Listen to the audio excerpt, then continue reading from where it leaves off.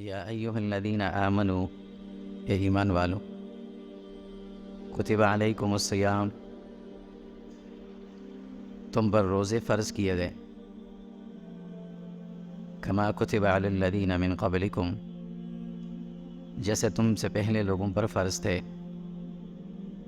لعلکم تتقون، اس کا مقصد یہ ہے کہ تم متقی بن جاؤ۔ ایام معدودات، یہ گنتی کے چند دن ہیں۔ دنیا میں انسان جو بھی کام کرتا ہے اس کام کا کوئی نہ کوئی مقصد ضرور ہوتا ہے، بغیر مقصد کے کوئی کام ہوتا ہی نہیں ہے، کوئی کرتا ہی نہیں ہے۔ کوئی اگر کھیل بھی رہا ہو نا، اس سے بھی پوچھیں بھائی اس کا کیا مقصد ہے، تو وہ کچھ نہ کچھ اس کا مقصد بتائے گا۔ اور اگر کسی کو کسی کام کا مقصد ہی پتہ نہ ہو تو یا تو وہ کام کرے گا نہیں، کیونکہ اسے مقصد ہی نہیں پتہ اس کام کا، اور یا اگر اسے زبردستی یا کسی مجبوری کی بنیاد پر کرنا پڑے تو صحیح طرح سے کرے گا نہیں، دل سے نہیں کرے گا، صحیح طرح سے اس کام کو نہیں کرے گا۔ اسی لیے دنیا کے ہر کام سے پہلے اس کا مقصد انسان کو معلوم ہونا چاہیے۔ فائدہ اس کا یہ ہوتا ہے کہ اس کام میں انسان کا دل بھی لگتا ہے، اس پہ محنت بھی کرتا ہے، اور کام صحیح ہوتا بھی ہے پھر۔ اور اگر اس کے مقصد کے بارے میں پتہ چل جائے کہ اس کا مقصد بہت بڑا ہے تو پھر اس کام کے لیے انسان اور زیادہ اہتمام کرتا ہے۔ بچوں کو صبح اٹھنا بڑا مشکل لگتا ہے، ماں باپ کسی کو مار کے اٹھاتے ہیں، کسی پر پانی پھینک کے اٹھاتے ہیں، لیکن اٹھاتے ضرور ہیں، انہیں سونے نہیں دیتے۔ کیوں؟ انہیں پتہ ہے کہ جس مقصد کے لیے ہم اس کو بھیج رہے ہیں وہ مقصد بڑا ہے، یہ پڑھے گا، سیکھے گا، کچھ آگے چل کر کچھ بنے گا۔ بچے کو اس مقصد کا نہیں پتا ابھی، اسی لیے وہ اٹھتا نہیں ہے، اور ماں باپ اس پہ زبردستی کرتے ہیں، اسے اٹھاتے ہیں۔ لیکن جیسے جیسے وہ بڑا ہوتا ہے اسے مقصد کا پتہ چلتا ہے، پھر اسے اٹھانے کی ضرورت نہیں پڑتی، پھر وہ خود اٹھ کر تیار ہو کر جاتا ہے۔ اللہ رب العزت نے انسان کے ذمے کچھ کام لگائے، کرنے کے کام۔ اب ان کاموں کا مقصد کیا ہے؟ ہمیں بھی اس کا مقصد پتہ ہونا چاہیے کہ اللہ نے یہ کام مجھے کرنے کو کہا ہے تو اس کا کیا مقصد ہے، اور اگر اس کے مقصد کے بارے میں مجھے پتہ چل جائے اس کا مقصد بہت بڑا ہے تو پھر مجھے اس کام میں خوب محنت بھی کرنی چاہیے تاکہ میں اس عظیم مقصد کو حاصل کر سکوں، نہ صرف یہ کہ صرف جان چھوڑا دی اس سے۔ ایک ہوتا ہے کام پورا کرنا اور ایک ہوتا ہے ٹائم پورا کرنا۔ جب انسان کو کام کے مقصد کا پتہ چلتا ہے پھر وہ کام پورا کرتا ہے، ٹائم پورا نہیں کرتا۔ اللہ رب العزت نے مسلمانوں پر، ایمان والوں پر روزے فرض کیے ہیں، یہ ایک کام لگائے، ذمہ لگائے۔ بظاہر تو یہ کام مشکل سا لگتا ہے کہ صبح سے شام تک کچھ کھانا بھی نہیں، پینا بھی نہیں، اور کچھ فضول کام بھی نہیں کرنے، لیکن اس کام کا مقصد کیا ہے؟ کہ اللہ ہمیں بھوکا رکھنا چاہتے ہیں، یا اللہ کے خزانوں میں کچھ کمی آ گئی ہے، یا کچھ بجٹ کا مہینہ چل رہا تھا، اس وقت ساری کلوزنگ ہو رہی ہے اللہ کے ہاں تو انہوں نے روک دیا رزق سارا انسانوں کا کہ تم دن میں کچھ نہیں کھانا تاکہ میں حساب کتاب کر لوں۔ ایسا بھی نہیں ہے۔ خزانوں میں کوئی کمی کہتے ہیں یہ بھی نہیں ہوا۔ وَإِن مِّن شَيْءٍ إِلَّا عِندَنَا خَزَائِنُهُ وَمَا نُنَزِّلُهُ إِلَّا بِقَدَرٍ مَّعْلُومٍ۔ اللہ کہتے ہیں میرے پاس تو ہر چیز کے خزانے بھرے پڑے ہیں، میں تو تھوڑا سا تمہیں دیتا ہوں، پیچھے تو بہت بڑا خزانے بھرے ہوئے ہیں۔ تو پھر کیوں، کیا مقصد ہے اس کے، اس روزے کا؟ کیوں ہمیں کہا گیا کہ بھئی 30 دن تک، 29 دن تک اب مسلسل جو ہے یہ روزے رکھنے ہیں اور کھانا پینا نہیں؟ کیا مقصد ہے اس کا؟ تو اللہ رب العزت نے اس کا مقصد خود ہی بتا دیا۔ اور روزے کا مقصد کیا بتایا؟ فرمایا کہ میں تمہیں متقی بنانا چاہتا ہوں، صاف ستھرا بنانا چاہتا ہوں، اچھا بنانا چاہتا ہوں، خوبصورت بنانا چاہتا ہوں۔ ماں باپ کی کوشش ہی ہوتی ہے نا کہ میرا بچہ صاف ستھرا رہے، لباس اس کا اچھا رہے، اس کے اخلاق بھی اچھے رہیں، وہ پڑھ لکھ لے، کچھ اس کے جسم پر، کپڑوں پر گندگی نہ لگے، اسے صاف ستھرا رکھتے ہیں۔ اس میں عزت ہوتی ہے بچے کی بھی، اس کے ماں باپ کی بھی۔ تو اللہ رب العزت روزے کا مقصد بتاتا ہے کہ میں تمہیں صاف ستھرا بنانا چاہتا ہوں، متقی بنانا چاہتا ہوں، پرہیزگار بنانا چاہتا ہوں، اس لیے میں تو تم پر روزے فرض کیے۔ اب یہ کہ اللہ رب العزت ہمیں نمازی بنا دیتے، حاجی بنا دیتے ہیں، نام کے ساتھ لکھنے کی ضرورت نہ پڑتی ہمیں، آسان تھا۔ اللہ متقی کیوں بنا رہے ہیں ہمیں؟ کوئی اور چیز دے دیتے ہیں. ایک ہوتا ہے کہ کوئی چیز گفٹ میں، تحفے میں کسی کو دے دینا، یادگاری شیلڈ کسی کو دے دینا. اور ایک ہوتا ہے کہ اس کو باقاعدہ جانچ کر، اس کا امتحان لے کر پھر اسے ڈگری دے دینا، سرٹیفکیٹ دے دینا. کوئی انسان اگر کہیں سے کوئی شیلڈ حاصل کرتا ہے نا، وہ اس کی مہارت کی صنعت نہیں ہوتی. یہ اس کی صنعت نہیں ہے کہ وہ کہیں نوکری کے لیے اپلائی کرے تو اپنی شیلڈیں دکھائے، مجھے یہ شیلڈ ملی ہے. وہ کہیں گے اس کو رکھو سائڈ پہ، گھر میں سجانے کی ہیں. وہ ڈگری دکھاؤ جو تمہیں جس ادارے سے ملی ہے، وہ لے کر آؤ. وہ ڈگری یہ بتائے گی کہ ہاں یہ بندہ اس قابل ہے، اتنا پڑھا ہوا ہے، اتنی اس کے اندر صلاحیت ہے. اللہ رب العزت اگر ہمیں نمازی بنا دیتے، یہ نمازی ہے، یہ حاجی ہے، یہ بھی ایک اعزاز ہے، ایک شیلڈ مل گئی. لیکن اللہ یا روزے دار ہے، یہ بھی ایک شیلڈ ہے. لیکن اللہ کہتے ہیں نہیں، میں تمہیں متقی بنانا، تمہیں ڈگری دینا چاہتا ہوں تاکہ تمہارے پاس ایک سند رہے کہ ہاں واقعی یہ متقی آدمی ہے، معزز آدمی ہے. یہ اللہ کی نظر میں یہ معزز بھی بن گیا. اور جب اللہ کی نظر میں یہ معزز بن گیا تو یہ کیا بن جائے گا؟ اللہ کا دوست بھی بن گیا. اللہ رب العزت فرماتے ہیں کہ روزے کا مقصد یہ ہے کہ تم متقی بن جاؤ، لعلکم تتقون، تم متقی بنو. پہلے یہ سمجھنے چاہیے کہ تقوی اور متقی کسے کہتے ہیں. ایک ہوتا ہے نیک کام کرنے، اللہ کہتے ہیں یہ کرو، یہ کرو، یہ کرو، نماز پڑھو، روزے رکھو، زکوٰۃ، تو یہ سارے کام ہم نے کرنے، یہ الگ معاملہ ہے. ایک ہوتا ہے اللہ فرماتے ہیں یہ نہیں کرنا، یہ نہیں کرنا، یہ نہیں کرنا، یہ نہیں کرنا. جس کام کو گناہ کہا گیا وہ نہیں کرنے، اور اگر ہو گئے ہیں تو ان سے سچی توبہ کر کے اپنے آپ کو معاف کروانا. یہ ہوتا ہے متقی.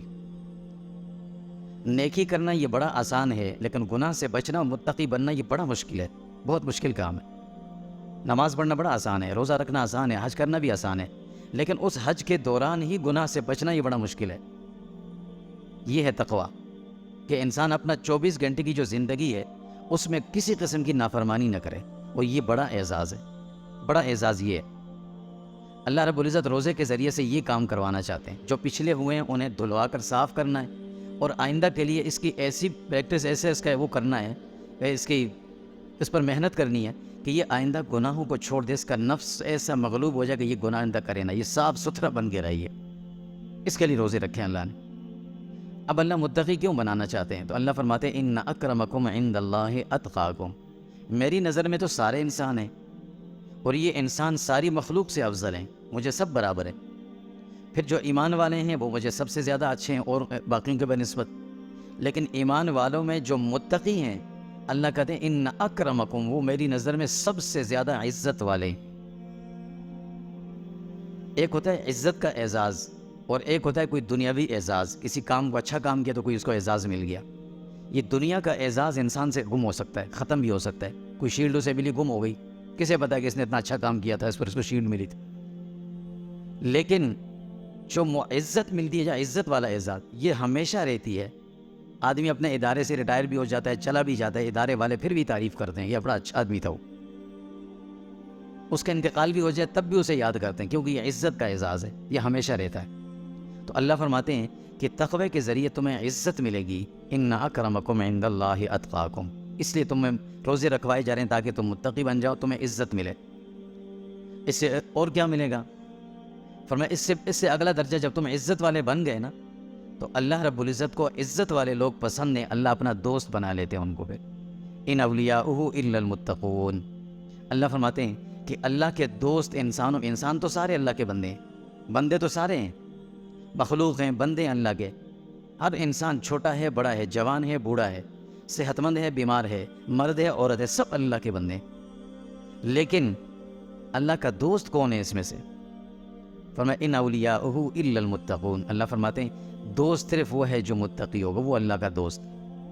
تو اللہ سے دوستی کرنی کس سے بنتی ہے؟ وہ تقوی سے حاصل ہوتی ہے. تقوی کے ذریعے سے گویا اللہ رب العزت کا دوست بن جائے انسان، اور وہ تقوی حاصل ہوگا روزے سے. اس لیے اللہ روزے رکھوا رہے ہیں تاکہ روزے رکھو تم اہتمام سے، تم میرے دوست بن جاؤ. اس سے پتہ چلا کہ یہ اللہ رب العزت جو ہمیں بھوکا رکھنے کا حکم دینے کے، صبح سے شام تک کچھ نہیں کھانا. بھوکے تو نہیں ہوتے انسان، صبح اتنا کھا لیتا کہ دوپہر میں کھانے کو ویسے بھی موڈ نہیں ہوتا، اتنا کھایا ہوتا اس نے، اور شام کو اتنا کھا لیتا کہ صبح تک بھی جگہ نہیں بچتی پیچھے کچھ ڈالنے کی. لیکن انسان ہے، بس عادت ہے اس کی، یار صبح سے شام تک بھوکا تھا. تو اللہ کہتے ہیں کہ یہ اس کا مقصد تمہیں کوئی سزا دینا نہیں تھی، اس کا مقصد ہے تمہیں اپنا دوست بنانا تھا. دوستی کے لیے میں نے یہ سارا سب کچھ کیا ہے۔ تو اس سے پتہ چلا کہ روزے کا مقصد کیا ہے، اللہ رب العزت ہمیں معزز بنا رہے ہیں اور ہمیں کیا کرنا ہے، اپنا دوست بنا رہے ہیں۔ تو پھر ہمیں یہ کام بڑے اہتمام سے کرنا چاہیے۔ اللہ کی دوستی آسان نہیں ہے، دنیا میں بھی دوستی بن جاتی ہیں لیکن پھر دوستی کو نبھانا ہم کہتے ہیں بڑا مشکل ہوتا ہے۔ تو اللہ سے دوستی کرنا اور پھر اللہ کی دوستی کو نبھانا یہ بڑا مشکل ہے، اس سے بڑا اہتمام سے روزوں کو رکھنا چاہیے۔ اب جب اللہ سے دوستی ہو گئی تو پھر کیا ملے گا، اس وقت پھر کچھ ملے گا ہی نہیں ملے گا۔ ظاہر ہے دوست بنتا ہے انسان تو کسی بڑے سے تعلق بنتا ہے نا، یار آج میری وہاں عزیز سے ملاقات ہوئی، اب ذہن میں خود ہی خیالات آنے لگ جاتے، یار میرا وہ فلاں کام نہیں ہو رہا تھا نا، اب میں اس سے بات کروں گا، میرا جاننے والا نکل آیا وہاں پر، اب میں بات کروں گا۔ انسان ہے، اس کی عادت ہے، فطرت ہے اس کی۔ جب کسی بڑے سے دوستی ہوتی ہے تو کچھ نہ کچھ امیدیں، کچھ توقعات لے کر بیٹھ جاتا ہے وہ۔ تو اللہ سے جب دوستی ہوگی تو اب ہمیں کیا ملے گا؟ سب سے بڑی بات تو یہ کہ جب اللہ سے دوستی ہو گئی تو سب کچھ ہی مل گیا، پھر تو کچھ بچا ہی نہیں۔ دوست کو کبھی کوئی محروم نہیں کرتے۔ شیخ سعدی رحمۃ اللہ علیہ گلستان میں بڑا اچھا شعر لکھتے ہیں، کہتے ہیں کہ اے اللہ آپ اتنے کریم ہیں کہ آپ ساری دنیا کے انسانوں کو جو آپ کے نہ ماننے والے ہیں ان کو بھی خوب کھلا رہے ہیں۔ دوستارا کجا کنی محروم تو کی با دشمنا داری نظرداری، کہ تو اپنے دوستوں کو تو کبھی محروم نہیں کرے گا، اس لیے کہ تو دشمنوں کو بھی دیتا ہے۔ تو اللہ کے جب دوست بن گئے انسان نا، پھر اللہ کبھی اسے محروم نہیں کرتا، سب کچھ ملتا ہے، سب ملتا ہے۔ لیکن پھر بھی انسان ہے، کچھ سننا بھی تو چاہتا ہے نا۔ اللہ کہتے ہیں چلو سن لو، جب تم میرے دوست بن گئے، معزز بن گئے، تو میں تمہیں کچھ انعامات دوں گا، وہ تقوی کی وجہ سے ہی ہوں گے، اور تقوی روزے سے ہی ملے گا، نماز سے، زکوٰۃ سے، حج سے، ان سے نہیں ملے گا۔ اللہ نے خود کہا ہے لعلکم تتقون، فرض اس لیے کہ تاکہ میں تمہیں متقی بنا دوں۔ اب وہ کیسے؟ سب سے پہلا کام فرمایا دنیا میں ہر وقت میری مدد تمہارے ساتھ رہے گی، یہ پہلا انعام دوں گا۔ ومن یتق اللہ یجعل لہ مخرجا، اللہ فرماتے جو متقی بن گیا اللہ اس کے لیے ہر مشکل کو آسان کر دیں گے۔ انسان کی نظر میں بہت سی چیزیں مشکل ہوتی ہیں، اللہ کی نظر میں کچھ مشکل نہیں، وہ سب آسان کر دیں گے۔ تو اللہ کیا فرماتے ہیں کہ پہلا انعام یہ ملے گا کہ تمہاری ہر جگہ میں تمہاری مدد کروں گا۔ پھر دوستی جو ہے اللہ کی نظر میں معزز جو ہے، تو اب کیا کروں گا، ہر جگہ مدد کروں گا۔ اب دوسرا انعام کیا ملے گا؟ فرمایا دوسرا انعام یہ ملے گا کہ جتنے کام تمہارے پھنسے ہوئے تھے، ہو نہیں رہے تھے، تم ادھر ادھر کی دعائیں بھی کروا رہے تھے، مزاروں کے چکر بھی لگ رہے تھے، وہ حل نہیں ہو رہے تھے، اب تم میری طرف آ گئے، میرے دوست بن گئے ہو نا، وہ سارے کام تمہارے ایسے منٹوں میں حل ہوں گے، تمہیں خود یقین نہیں آئے گا، ایسے حل کر دوں گا۔ وَمَن يَتَّقِ اللَّهَ يَجْعَل لَّهُ مِنْ أَمْرِهِ يُسْرًا، اللہ کہتے ہیں جو متقی بن گیا اللہ اس کے سارے راستے آسان کر دیں گے، مشکل کہیں آئے گی نہیں، اور جو مشکلیں تھیں وہ نظر ہی نہیں آئیں گی، اب سب چلی جائیں گے۔ یہ دوسرا انعام مل گیا، دوستی اللہ کی نا، اب تو انعامات ملتے رہیں گے۔ اب تیسرا انعام کیا ہوگا؟ اللہ فرماتی چلو ایک اور بھی سن لو، تم نے جتنے بھی گناہ اس سے پہلے کیے تھے نا، وہ سارے کے سارے میں معاف کر دوں گا۔ روزے کی برکت سے اللہ کے نبی بھی فرماتے ہیں صلی اللہ علیہ وسلم کہ ایک رمضان سے دوسرے رمضان تک درمیان میں جتنے گناہ ہوئے تھے صغیرہ، اللہ سب کو معاف کر دیں گے۔ اور جب صغیرہ گناہ معاف ہوتے ہیں تو کبیرہ گناہوں سے انسان کو خود بخود توفیق توبہ ملنے لگ جاتی ہے، پھر توبہ کرتے اللہ وہ بھی معاف کر دیتے ہیں۔ جیسے گندگی پڑی ہو، غلاظت، اس کے اوپر دھول مٹی پڑی ہوئی ہو، انسان کو نہیں پتہ چلتا نیچے کیا ہے، اس کو اوپر پاؤں بھی لگ جائے گا، لیکن جب اس پر سے دھول اڑ جائے گی ہوا سے، اب پتہ چلا بھائی نیچے گندگی ہے، ذرا سائڈ سے جانا، بچ کے جانا۔ اسی طرح کبیرہ گناہوں سے توبہ کی توفیق بھی مل جاتی ہے، اللہ وہ بھی معاف کر دیتے ہیں۔ تو اللہ فرماتے ہیں اب دوستی ہو گئی ہے نا، تو اب وَمَن يَتَّقِ اللَّهَ يُكَفِّرْ عَنْهُ سَيِّئَاتِهِ وَيُعْظِمْ لَهُ أَجْرًا، اللہ کہتے ہیں کہ میں تمہیں دو انعام ڈبل دوں گا، یہاں پر دو چیزیں دوں گا۔ ایک تو یہ کہ تم میرے دوست بن گئے، متقی بن گئے، تمہارے سارے گناہ میں نے معاف کر دیے۔ دوسرا میں کیا کروں گا اس کے ساتھ ساتھ وَيُعْظِمْ لَهُ أَجْرًا، اب تم جو نیک کام کرو گے میں اس کا ثواب بڑھا کر دیتا رہوں گا تمہیں، چھوٹا کام کرو گے زیادہ ملے، اتنا ڈیوٹی تو وہی ہے، تنخواہ بڑھ گئی، تنخواہیں خوب بڑھا دوں گا میں تمہاری، ڈبل بھی کر، ڈبل سے بھی زیادہ۔ اور 10 گنا تو اللہ کا ویسے ہی وعدہ ہے، رمضان میں تو 70 سے بھی اوپر چلا جاتا ہے، وہ تو ویسے ہی ہے، اور 70 کو بھی اگر 10 میں ضرب دیں کو یہ 700 بن جاتا ہے۔ تو ایک آدمی کی تنخواہ میں اگر ایک ہی مہینے میں اچانک اسے اطلاع ملے کہ 700% تمہاری تنخواہ میں اضافہ ہو گیا، وہ کہے گا میری بلا سے کسی کا نقصان بھی ہو، میری تو تنخواہ بڑھ گئی، میری تو بڑھ گئی، کتنا خوش ہوگا۔ اللہ کہتے ہیں یہ کروں گا میں تمہارے لیے، تو اس لیے کہ تم میرے دوست بن گئے ہو، متقی بن گئے ہو۔ اب اس کے بعد ظاہر ہے صرف دنیا تو نہیں ہے نا، آگے بھی تو جانا ہے، دنیا سے بھی رخصتی تو ہے۔ ہر آدمی دعا کرتے اللہ میرا خاتمہ ایمان پر فرمانا، تو اللہ کہتے ہیں اب تم دوست بن گئے نا، میں اس وقت بھی تمہارا لحاظ رکھوں گا، خیال رکھوں گا، چھوڑوں گا نہیں۔ دوستی کا حق یہ ہے کہ میں تمہیں اس وقت بھی ایسے نہیں چھوڑوں گا، تمہارا خاتمہ بھی ایمان پر اور خیر پر کروں گا۔ اور یہ خاتمہ بالخیر جو ہے نا، یہ اتنی بڑی دعا ہے کہ انبیاء کی دعا ہی ہے۔ حضرت یوسف علیہ السلام جب آخری وقت تھا ان کا، بادشاہ بھی تھے، لیکن جب عمر بالکل آخری ہو گئی تو اللہ سے دعا کی تھی، توفنی مسلما والحقنی بالصالحین، اے اللہ مجھے ایمان کی حالت میں دنیا سے لے جانا اور مجھے نیک لوگوں کے ساتھ، میرے آباء و اجداد یعقوب علیہ السلام، اسحاق علیہ السلام، ابراہیم علیہ السلام، ان سے مجھے ملا دینا، ان کے ساتھ مجھے وہاں پہنچا دینا۔ یہ انبیاء کی بھی دعا ہے۔ انبیاء کا اس بات کا خطرہ نہیں ہے کہ نعوذ باللہ ثم نعوذ باللہ کہ ان کو کسی بات کا خطرہ ہو، لیکن انبیاء بھی اس کی دعا مانگتے ہیں تو پتہ چلا ہے کتنی بڑی اہم چیز ہے یہ۔ اللہ کیا فرماتے ہیں، جب تم متقی بن گئے تو اب کیا ہوگا، والعاقبۃ للمتقین، جو متقی ان کا آخری انجام سب سے اچھا ہوگا، اچھی موت ان کو آئے گی، دنیا سے رخصتی کا وقت آئے گا تو بہت اچھا راحت کے حالت میں، نہ کسی کے لیے تکلیف بنیں گے، نہ اپنے اوپر تکلیفیں آئیں گی، راحت سکون اطمینان کے ساتھ دنیا سے چلا جائے۔ اور میں ایسے انجام ہوں، کیوں؟ اللہ کی دوستی ہے نا، دوستی کا حق یہ ہے کہ پھر وہ اس وقت بھی تکلیف نہیں دیں گے۔ اب یہاں تک نہیں چھوڑا، دوست وہ ہوتا ہے کہ جو غمی خوشی ہر وقت ساتھ کھڑا رہے۔ دنیا کی دوستی یہ ہوتی ہے کہ جب انسان کے پاس سب کچھ ہے تو سب اس کے ہیں، اور جب کچھ بھی نہیں تو کوئی بھی نہیں رہتا، پھر ادھر ادھر بھاگنے لگ جاتے ہیں۔ سب کچھ ہے تو ہر ایک دوست ہے، یار کچھ نہ کچھ ملے گا چلو، لیکن جب کچھ نہیں رہتا تو پھر کہتے ہیں کچھ مانگے گا، چلو یار اس سے ہٹ جاؤ یہاں سے، کہیں کچھ مانگ نہ لے۔ انسان کی عجیب فطرت ہے۔ اللہ کہتے ہیں میں نہیں چھوڑوں گا اس کو، اب یہ دوست بن گیا میرا، دنیا میں تھا میں اس کے ساتھ، میری مدد ساتھ، اب موت کا وقت تھا اس وقت بھی راحت ملی، اب آگے کیا ہوگا، جب محشر میں پہنچے گا تو وہاں کیا ہوگا، محشر کا حال کیا ہوگا، میدان محشر اور یوم قیامہ 50,000 سنہ، اللہ کہتے ہیں اتنا لمبا طویل دن، 50,000 سال دنیا کے ملا لو، اس سے بھی بڑا دن، اتنا بڑا دن۔ اور حالت کیا ہوگی اس دن، سختی ایسی کہ یفر المرء من اخیہ و امہ و ابیہ و صاحبتہ و بنیہ، باپ بیٹا ایک دوسرے سے انجان ہو جائیں گے، میاں بیوی جتنا بھی تعلق محبت کا تھا سب ختم ہو جائے گا، بیٹی اور ماں، بہن بھائی سب ایک دوسرے سے بھاگیں گے، دشمن ہو جائیں گے، ایک دوسرے سے بھاگ رہے ہیں، چھپ رہے ہوں گے، کیوں؟ کہیں ایسا نہ ہو کہ میرے والد مجھے کہتے بیٹا اپنی ایک نیکی مجھے دے دو، بھاگ رہا ہوگا، بیٹا چھپ رہا ہوگا، باپ چھپ رہا ہوگا کہیں بیٹا مجھ سے نہ مانگ لے، بیوی مجھ سے نہ مانگ لے، بیوی چھپ رہے ہوگی شوہر مجھ سے نہ مانگ لے۔ اللہ فرماتے ہیں ایسا سختی کا دن ہوتا، اس دن یہ کیفیت ہوگی، الاخلاء یومئذ بعضهم لبعض عدو، اللہ کہتے دنیا میں اتنی پکی دوستیاں تھیں تمہاری کہ ایک دوسرے کے لیے مرنے کو تیار تھے، سب کچھ تھا، لیکن جب قیامت کی سختی سامنے دیکھیں تو عدو، فرمایا دوست بھی دشمن بن جائیں گے، اتنا سخت دن ہوگا۔ لیکن اللہ کیا فرماتے ہیں، الا المتقین، جو متقی ہوں گے، جو اللہ کے دوست ہوں گے، جیسے دنیا میں ان کی دوستیاں تھیں وہاں بھی ان کی وہ دوستیاں ویسے قائم رہیں گی، محشر میں بھی وہ دوست بیٹھے ہوں گے ایک ساتھ، جو تقوی کی بنیاد پر ایک دوسرے کے دوست تھے۔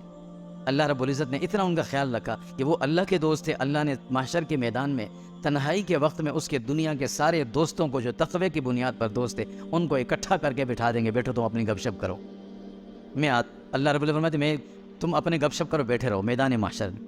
جیسے آدمی کہتا ہے نا بھی تم یہ کام کرو، یہ کھانا کھاتے رہو، اور میں بس آیا 2 منٹ میں، چلو ٹھیک ہے تو اپنا کام کر کے ہم کھانا کھا کے فارغ ہوتے ہیں، تو اللہ کہتے ہیں بیٹھو، یہ کہیں گے الاخلاء یومئذ بعضهم لبعض عدو الا المتقین، اس وقت اللہ فرماتے ہیں جو تقوی والے ہوں گے وہی صرف دوست، ان کی دوستی باقی رہے گی، باقی ساری دوستیاں دشمنی میں بدل جائیں گی۔ کتنا بڑا انعام یہ کس بنیاد پر، یہ تقوی کی اور اللہ کی دوستی کی بنیاد پر، اور اللہ کی دوستی کس سے حاصل ہوتی ہے، روزے سے حاصل ہوتی ہے۔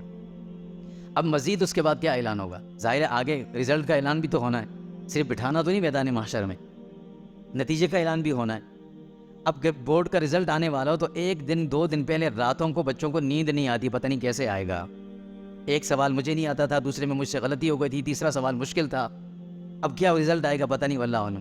اللہ رب العزت اس وقت اعلان کر دیں گے ان للمتقین مفازا، بھائی یہ سن لو، ابھی میدان محشر میں ہی بیٹھے ہوئے جو تقوی والے تھے، جو متقی تھے، وہ تو کامیاب ہیں، ان کو ڈرنے کی ضرورت نہیں ہے، بورڈ کا رزلٹ آنے سے پہلے پتہ چل جائے، اسے پتہ چل جائے گا تم تو پاس ہو گئے ہو، وہ کتنا خوش ہوگا۔ تو اللہ رب العزت اس وقت اعلان کر دیں گے یہ ہے تقوی کا انعام، کہ اللہ فرمائیں گے ان للمتقین مفازا، کہ متقی سارے کے سارے کامیاب ہو گئے۔ اب اس کے بعد کیا ہوگا، اللہ رب العزت فرماتے اب جب کامیاب ہو گئے نا تو اب کچھ گفٹ تو دینا ہے نا، کچھ انعام بھی تو دینا ہے۔ وہ انعام کیا ہوگا، اتنا بڑا انعام جو اللہ رب العزت صرف متقی کے لیے دیں گے، وہ کسی کو نہیں ملے گا۔ وہ کیا ہے، فرمایا کہ ان کو نہیں کہا جائے گا تم جنت جاؤ بھی نہیں بولا جائے گا، جنت کو کہا جائے گا قریب آ جائے ان کے وَأُزْلِفَتِ الْجَنَّةُ لِلْمُتَّقِينَ غَيْرَ بَعِيدٍ، اللہ کہتے ہیں جنت کو قریب کر کے لایا جائے گا ان کے، اس میں ان کو بٹھایا جائے۔ ایک ہوتا ہے بھائی باہر روڈ پہ آ جاؤ، میں کھڑا انتظار کر رہا ہوں، اچھا بھائی میں آ رہا ہوں. دوسرا کہتے ہیں بھائی روڈ پہ آنے کی ضرورت نہیں، بس وہیں رہو، میں آپ کو وہیں سے لے لوں گا. فرق ہے نا دونوں میں. تو اللہ فرماتے ہیں کہ ان کو نہیں کہا جائے گا تم جنت جاؤ، جنت سے کہا جائے گا ازلفت الجنت للمتقین، متقین کے قریب آ جا، جنت کو قریب کر دیا جائے گا ان کے. یہ کتنا بڑا اعزاز ہے ان کا. یہ متقیوں کو ملے گا. اور یہ کس بنیاد پر؟ تقوی کی. اور تقوی کس سے ملتا تھا؟ روزے سے. اللہ نے کہا تھا کتب علیکم الصیام، میں نے تم پر روزے اس لیے فرض کیے ہیں لعلکم تتقون، تم متقی بن جاؤ. یہ ساری چیزیں تمہیں ملیں گی. اب جب یہ سب کچھ مل گیا، اس کے بعد بھی کیا ہوگا؟ جنت میں جا کے کیا کریں گے؟ اللہ کہتے ہیں اب تمہارا وہاں استقبال کیسے ہوگا؟ ان المتقین فی جنات وعیون، ان للمتقین فی ظلال وعیون. ایک جگہ اللہ فرماتے ہیں ظلال وعیون، ایک ہے فی جنات وعیون. گھنے خوبصورت ٹھنڈے پھلوں کے بڑے بڑے باغات ہوں گے، ٹھنڈا سایہ اس میں، اور ٹھنڈے پانی کے چشمے اس میں چل رہے ہوں گے. یہ ان کا سب سے پہلا اکرام ہوگا. اب ایک عجیب سوال ذہن میں آتا ہے کہ اللہ رب العزت جنت میں جو انعام دیں گے سب سے پہلے ٹھنڈا سایہ اور ٹھنڈا پانی دیں گے، اور چیزیں نہیں ہیں کیا؟ کوئی اچھے پھل ول دیں. رمضان میں ہمیں کھانے کو ویسے ہی نہیں ملتے، اتنے مہنگے کر دیے ہیں. رمضان کا مہینہ آتا ہے تو اسلام یہ تھا تو رحمت کا مہینہ، لیکن ہم مسلمانوں نے اس کو ایسا زحمت بنا دیا. ہم نے قسم کھائی ہوئی ہے غریب کو پھل نہیں کھانے دیں گے، ہم غریب کو نہیں کھانے دیں گے یہ پھل، اتنا مہنگا کریں گے. دنیا کے غیر مسلم ممالک کے اندر یہ سہولت مل جاتی کہ رمضان ہے، چلو بھائی دکھلاوے کے لیے کچھ بھی کریں، چلو کچھ چیزیں سستی ہو جاتی، مہنگی نہیں کرتے. ہم ڈبل نہ کریں، ٹرپل نہ کریں تو ڈبل ضرور کرتے ہیں تاکہ ملے نہ کسی کو. اللہ مجھے پھل ول دیں، کوئی اور چیزیں دیں جنت کی. پانی سے کیا کرنا میں نے؟ ٹھنڈا پانی اور سایہ. انسان کو جس وقت جس چیز کی ضرورت ہوتی ہے نا، سب سے بڑی نعمت وہ ہوتی ہے. بیمار آدمی ہے، شدید بیمار ہے، اس کو دوا کی ضرورت ہے. اسے آپ 5 اسٹار ہوٹل پہ لے جائیں، بھائی یہاں بوفے لگے، میں کیا کھاؤ گے، کوئی دفع کر اس کو، مجھے دوائی دو، مجھے بخار ہے، مجھے پیناڈول دو.